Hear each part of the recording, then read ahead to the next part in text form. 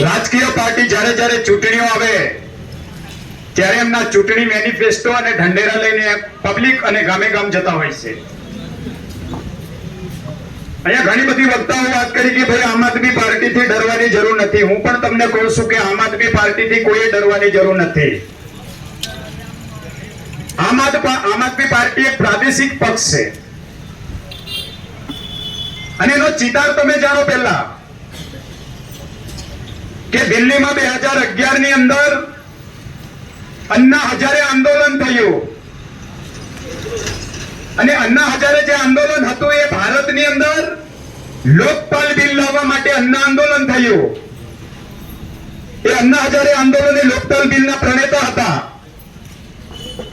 એમનો ડાબો અને જમણો ભારતના પ્રથમ આઈપીએસ લેડી કિરણ બેદી અને આ અરવિંદ કેજરીવાલ જે ડાબો અને જમણો અન્ના હજારેના માણસો હતા. અને 2011 ની અંદર દિલ્હીમાં સ્વ અને શ્રીમતી શીલા દીક્ષિત દિલ્હીના મુખ્યમંત્રી હતા. હેડ્રિક અને 15 વર્ષથી કન્ટિન્યુ મુખ્યમંત્રી હતા. અને તે વખતે કેન્દ્રમાં સરકાર સ્વ મનમોહનસિંહજીની સરકાર હતી. અને 2011 માં જે અન્ના આંદોલન થયું એનો મુખ્ય ઉદ્દેશ અને હેતુ લોકપાલ બિલ ભારતમાં લાવવાના ફિરાકમાં આ ઘણું મોટું રામલીલા મેદાનમાં આંદોલન થયું. અને એ આંદોલનના બદોલત દિલ્હીમાં કોંગ્રેસની સરકાર ગઈ અને એ આંદોલનના બદોલત મનમોહનસિંહજીની કેન્દ્રમાંથી સરકાર ગઈ. અને ત્યાર પછી મિત્રો લોકપાલ બિલની કોઈ વાત નથી. લોકપાલ બિલ કશું આવ્યું નથી. પણ આમ આદમી પાર્ટી ચોક્કસ 2012 માં એ રજીસ્ટ્રેશન કરી અને 2013 ની એન્ડિંગમાં એને લોન્ચ કર્યું. અને સ્વસ્થ રાજનીતિ, ગરીબોની રાજનીતિ, આમ આદમી પાર્ટીની રાજનીતિના વિઝન સાથે એ દિલ્હીમાં એમની શુભ શરૂઆત કરી. ચોખ્ખી રાજનીતિની વાત, વિકાસના નામ પર. અને કિરણ બેદીએ ભારતીય જનતા પાર્ટી જોઈન કર્યું. પેલા ભાઈએ આમ આદમી પાર્ટી લોન્ચ કરી અને ખૂબ મજબૂતાઈથી દિલ્હીમાં ચૂંટણી લડ્યા. દિલ્હી એટલે મિત્ર ભારત દેશનું એપી સેન્ટર કહેવાય. અને દિલ્હીની અંદર ખૂબ બુદ્ધિજીવી લોકો, ખૂબ ભણેલો ગણેલો વર્ગ ત્યાં દિલ્હીમાં રહેતો હોય. એમની જે લોભામણી વાતોમાં આવીને 2013 વિધાનસભાની ચૂંટણી થઈ એમાં આમ આદમી પાર્ટી સરકાર બનાવવા પૂરતી બેઠકો ન લાવી શકી અને કોંગ્રેસનો સહારો લઈ એને દિલ્હીમાં ગઠબંધન સરકાર બનાવી અને આપણા શીલા દીક્ષિતને હરાયા. અને ત્યારબાદ મિત્ર લાંબો સમય સરકાર ન ચાલી એટલે ફરી દિલ્હીમાં બાય ઇલેક્શન આવી અને બાય ઇલેક્શનમાં એમને પ્રચંડ બહુમતી મળી અને પ્રચંડ બહુમતના જોરે દિલ્હીમાં આમ આદમી પાર્ટીએ સરકાર બનાવી. અને સરકાર બનાવ્યા બાદ લોકોએ એમને કોઈક સારી અપેક્ષાના હેતુથી સરકાર બનાવી. ત્યારબાદ ફરી બીજી ઇલેક્શન આવી, એમાં પણ કોઈક મોટી અપેક્ષા રાખીને અરવિંદ કેજરીવાલને સરકાર બનાવી. હવે જે લોકોએ સ્વસ્થ રાજનીતિ અને રાજકીય અને ગંદી સાફ કરવાના ઉદ્દેશ અને હેતુથી દિલ્હીમાં એમની સરકાર બનાવ્યા બાદ ગઈ વિધાનસભાની ઇલેક્શનમાં એમની સરકાર બનવું તો દૂરની વાત, સરકાર બનવું તો દૂરની વાત, પણ જે અરવિંદ કેજરીવાલ આમ આદમી પાર્ટીના જે સ્વચ્છ રાજનીતિના પ્રણેતા જે પોતે ધારાસભ્ય તરીકે નથી રહ્યા, તો આનું પણ એનાલિસિસ કરવું જોઈએ એજ્યુકેટેડ લોકો.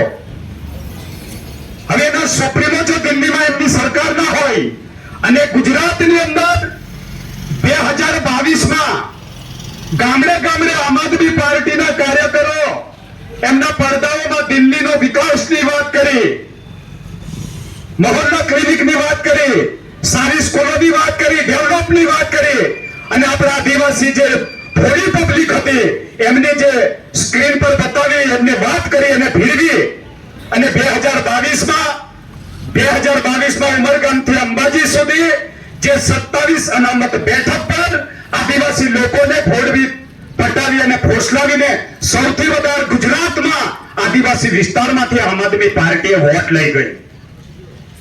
તેવી જ રીતના આપણે રાધિકાબેન રાઠવા 138 વિધાનસભા બેઠક પર લોભામણી લાલચોમાં 38,000 વોટ લઈ ગયા. 48,000 વોટ, 48,000 વોટ લઈ ગયા. આપણે બધા એમની લોભામણી લાલચોમાં ફસાઈ ગયા.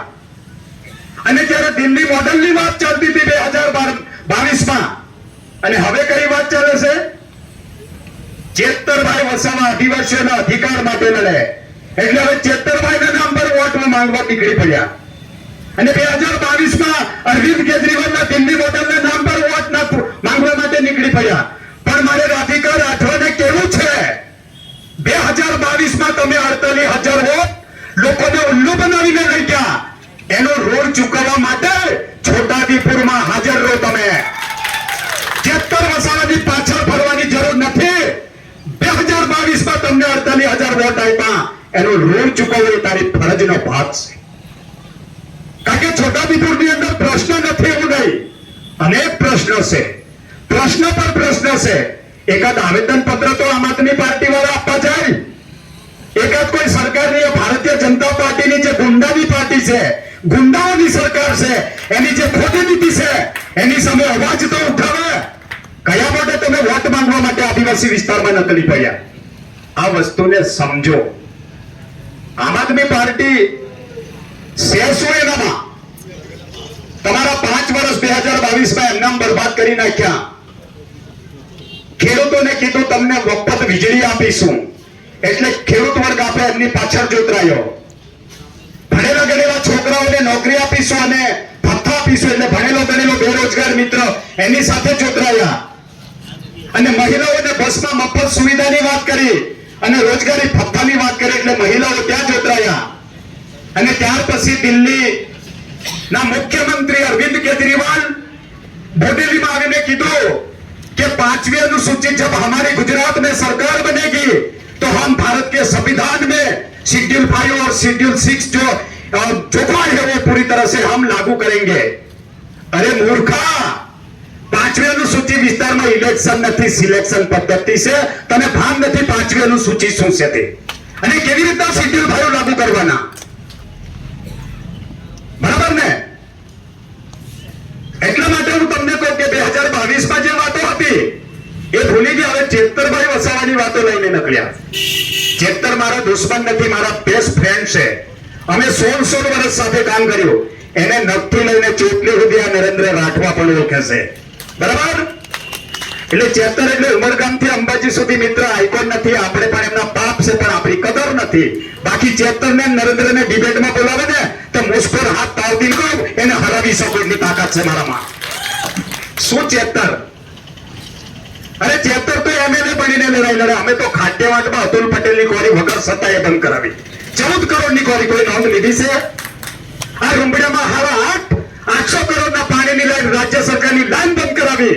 23 દિવસ જેલમાં રહીને આવ્યો અને 3 કરોડ 82 લાખ રૂપિયા મંજૂર કર્યા. આજે પાણી રૂંબડિયામાં સરકાર છક મરાઈને છોડે છે, એની કોઈ નોંધ લીધી છે?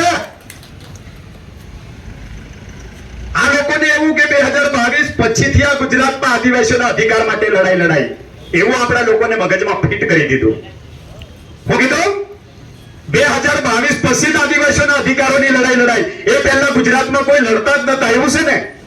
એટલે કે ચેતર વસાવા આદિવાસીઓના અધિકાર માટે લડે, બીજો કોઈ નથી લડતા. અરે પેલો આખો શેર દક્ષિણ ગુજરાતનો અનંતભાઈ પટેલ અબજો રૂપિયાની આખી તાપી પાર લિંક યોજના રોકીને બેઠો, એની કોઈ નોંધ નહીં છે? એટલે ચેતર વસાવાથી અને આમ આદમી પાર્ટીથી કોઈ હરખાવાની જરૂર નથી. જ્યાં જ્યાં તમારી મીટિંગ થાય તો અમને બોલાવજો, એને એક્સપોઝ કરીશું પબ્લિકની વચ્ચે. બરાબર? એટલે કોઈ ડરવાની જરૂર નથી. આપણું કોંગ્રેસ પાર્ટીનું વિઝન છે. એ વિઝનને લઈને ગામડે ગામડે આપણા ચૂંટણી મેનિફેસ્ટો લઈને નકલો. આપણી જોડે પણ ઘણા બધા કામ એવા કરેલા લોકો વચ્ચે ઉભા રહીને વાત કરવાની આપણામાં ક્ષમતા તાકાત છે. મુરબ્બી સુખરામભાઈ રાઠવાએ કીધું,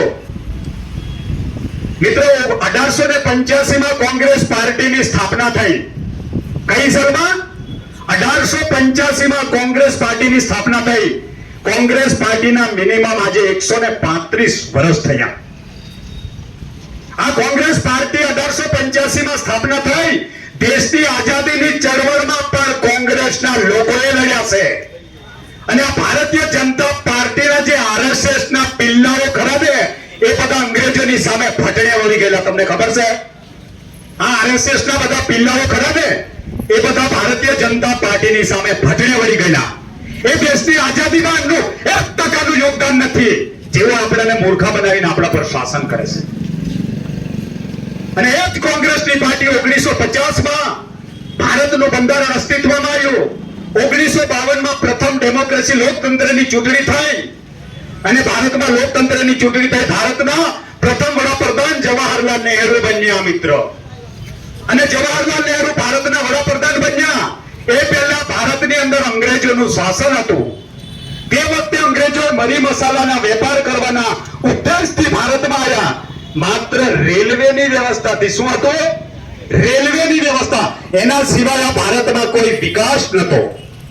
અને જેવી કોંગ્રેસની 1952માં સરકાર બની ત્યાર પછી જે રોડની વાત કરી, રોડ બનાવ્યા, રસ્તા બનાવ્યા, બરાબર, મોટી મોટી એમ્સ હોસ્પિટલ બનાવી, બરાબર, કોલેજો બનાવી, યુનિવર્સિટીઓ બનાવી, બરાબર, આ ઓફિસોની સ્થાપના કરી, એરોડ્રોમ, એરપોર્ટ, આજે પાયાની સુવિધા એ કોંગ્રેસ કરીને ભાજપ વાળા એમ કે 60 વર્ષમાં તમે શું કર્યું? બદમાશ, તમે 11 વર્ષમાં શું કર્યું? આનો હિસાબ તમે આપો લોકોને. 70 વર્ષની વાત તમે કરો છો. આજે તમને કહેવામાં 60 વર્ષમાં કોંગ્રેસ શું કર્યું? એ જ કોંગ્રેસની સ્કૂલમાં તમે ભણીને તો આટલું બોલતા થયા. એ જ કોંગ્રેસે બંધારણમાં આદિવાસીઓને આર્થિક, સામાજિક, શૈક્ષણિક અને રાજનીતિક અનામત આપી. તેના કારણે તમને ભારતીય જનતા પાર્ટી વાળા ટિકિટ આપે. બાકી તમને કોઈ ભૂસી નહીં ભાવે. સી.આર. પાટીલ ને જેપી નડ્ડા જેવા લોકો. આ વસ્તુ આટલું બધા કાર્યકરો મગજમાં ફીટ કરી નકલે પડો ચૂંટણી પ્રચારમાં. કોઈની મજાલ નહીં કે આપણે ચૂંટણી હરાવી શકે, પણ એનો પ્રોપર નોલેજ આપણે જોઈએ ત્યારે આપણે મુકાબલો કરી શકીએ. હમણાં પણ મનમોહનસિંહજીની સરકારમાં આજે ગોજારિયામાં 4 વિભાગની સ્કૂલ છે. Eklavya model residency school. Eklavya model residency સ્કૂલની સ્થાપના કોણે કરી જાણો છો? અરે ગુજરાતના વિપક્ષના નેતા અને તે વખતેના ટ્રાઇબલ મિનિસ્ટર હતા તુષારભાઈ ચૌધરીના શાસનમાં એકલવ્ય મોડલ રેસિડેન્સી સ્કૂલ આદિવાસીઓના બજેટમાંથી સ્કૂલો બની છે. આટલું તમે જાણો અને લોકોને કોણ તમે ભાજપિયાઓને? અને તમે તો હિંદલામાં વહીવટ કરવા બેસી પડ્યા. ઠેઠ પ્રિન્સિપાલથી લઈ, એનો આચાર્યથી લઈ, ટ્રાઇબલ પ્રાયોજના વહીવટદારથી લઈ, આદિજાતિ કમિશનરથી લઈ, આદિજાતિ સેક્રેટરીથી લઈ, આદિજાતિ મંત્રીથી લઈને તમે રૂપિયા ઉઘરાવા, હપ્તા ખાવાના ધંધા કરો છો. ખબર છે? આ સમજો. આજે રાઇટ ટુ ઇન્ફોર્મેશનનો કાનૂન, નાનામાં નાનો માણસ પણ કલેક્ટર જોડે હિસાબ માંગવાની ક્ષમતા. એ રાઇટ ટુ ઇન્ફોર્મેશનનો કાનૂન મનમોહનસિંહજીના શાસનમાં આપણને અધિકાર મળ્યો. 2006માં વન અધિનિયમ હેઠળ આપણને મનમોહનસિંહજીની સરકારમાં વન અધિનિયમ હેઠળ આપણને કાયદો બનાવવામાં આવ્યો ભારતની સંસદમાં. એમાં 2 રીતના આદિવાસી લોકો દાવા કરી શકે. એક સામૂહિક દાવો અને એક વ્યક્તિગત દાવો.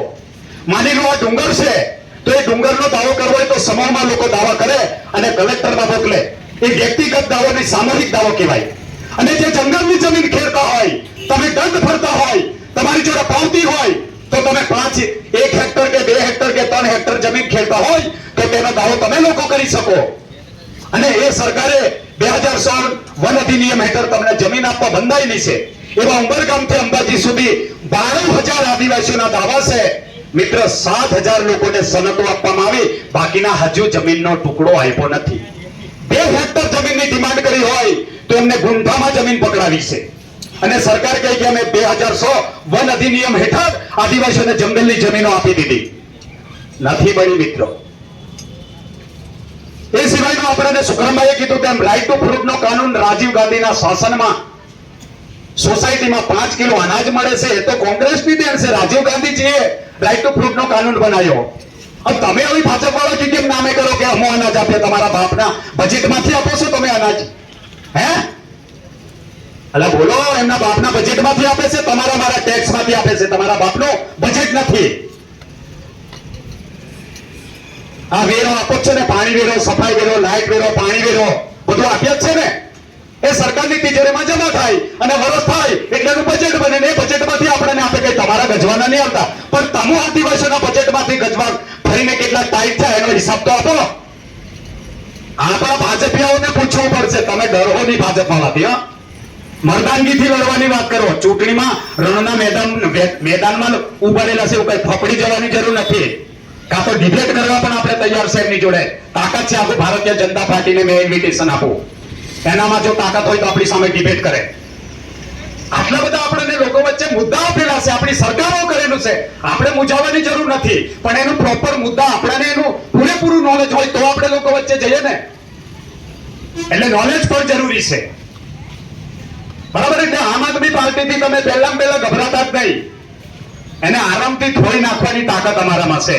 હું કીધું? ચેતર તો ડેડિયાપાડામાં લડે છે. ચેતર અહીંયા કવાંટમાં આવીને લડવાનું હોય તો મેં પણ વોટ આપું. બોલો, એવું બનશે? ચેતર વસાવા અહીંયા લડવાનો છે ચૂંટણી મિત્રો. ચેતર ડેડિયાપાડામાં લડશે ને. અહીંયા આવીને લડવાનું હોય તો આપણે બધા ટેકો કરીએ. પણ અહીંયા ચેતર વસાવા કોણ છે આમ આદમી પાર્ટીમાં? તમે હોદ્યું કોઈ? કોણ છે ચેતર? છે તમારી નજરમાં? વોટ તો આપણે કેન્ડિડેટને આપવાનો છે, ચૂંટીને મોકલવાનો કેન્ડિડેટ, એ આપણો અવાજ બનવાનો. પેલો આવશે તો કદાચ કોઈ મુવમેન્ટ કરીએ, કોઈ લડાઈ કરીએ તો કદાચ 5-6 મહિના લડાઈ ચાલવાની હોય. એ લડાઈની અંદર આપણી જોડે કમસે કમ 2 દાડા માણસ ઉભો રહે. પણ એ લડાઈ શરૂઆતથી લઈને એન્ડ સુધી લઈ જવા વાળો આપણી વચ્ચે કોઈ નેતા જોઈશે કે નહીં જોઈએ? એવું તો કોઈ નથી આમ આદમી પાર્ટીમાં. એનો લીડર તો જોઈએ ને. એટલે ચેતર ભૂલી જાઓ. અહીંયા ચેતરના બધા બાપુ જ છે અને લડવા નીકળી પડો. ચોક્કસ જિલ્લા પંચાયત, તાલુકા પંચાયતનું બોર્ડ આપણું બેસવાનું છે. પણ તાકાતથી લડો. જ્યાં જ્યાં જરૂર પડે તો અમને પણ બોલાવજો. એ આમ આદમી પાર્ટી વાળાની થોડ પસાર આપણે કાઢી નાખીશું. આપણામાં તાકાત છે. જોહાર, જય આદિવાસી, જય ભારત, જય કોંગ્રેસ. હવે એકાદ સૂત્ર બોલાવી દઉં કે વોટ ચોર, વોટ ચોર, જોરથી બોલો, વોટ